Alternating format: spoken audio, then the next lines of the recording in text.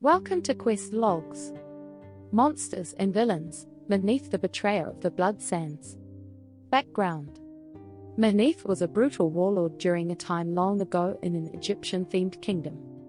He broke the peace and massacred a temple to an ancient god, slaughtering its followers. As punishment for his actions, he was cursed to be the eternal guardian of the temple. Personality: Maneith is a ruthless and cruel villain who takes pleasure in causing suffering. He was a brutal warlord, but knew of magic and ancient sorcery. He is intelligent and cunning, but uses force and manipulation to get what he wants. He is also incredibly loyal to the temple and will stop at nothing to protect it from intruders. That, however, is not entirely by choice. Abilities: Maneith is a skilled fighter, with expert knowledge of weapons and tactics.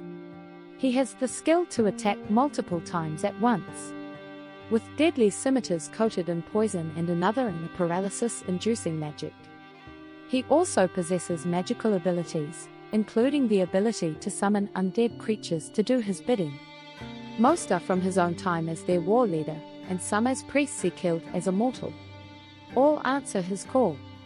His curse has given him immortality, making him almost impossible to defeat. But there is a way to do so.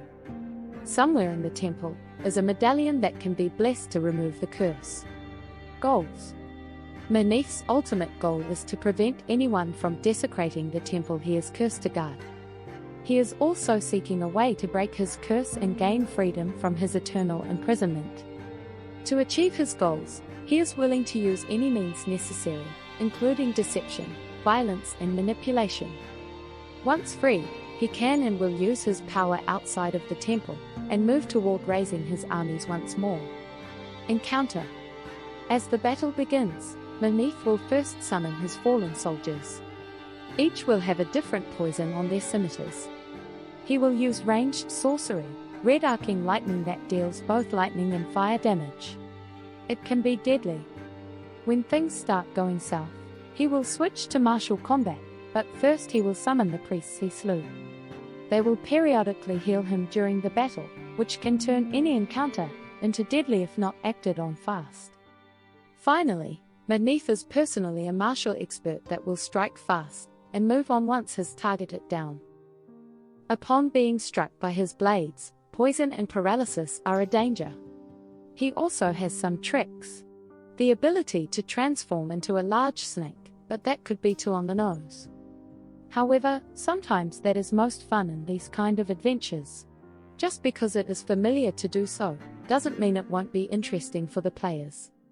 Upon falling to his death, if the curse was not lifted, he will return slowly, but eventually, regaining health over time, until the medallion is blessed and the curse lifted. Personal touch: Maneith the Betrayer of the Blood Sands leads to a rich lore to come. His time as a warlord was filled with time chasing down the old gods.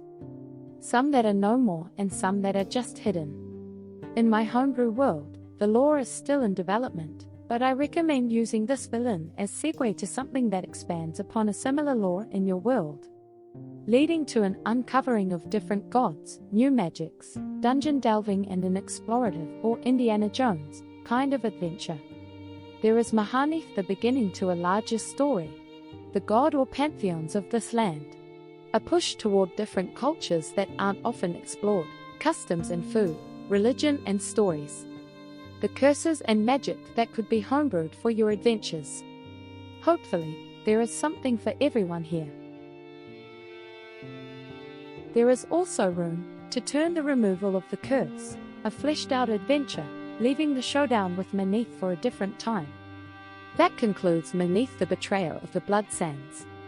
Thanks for watching and feel free to comment below about any content you have enjoyed. Throw a like and subscribe if you want more. Most importantly, get questing.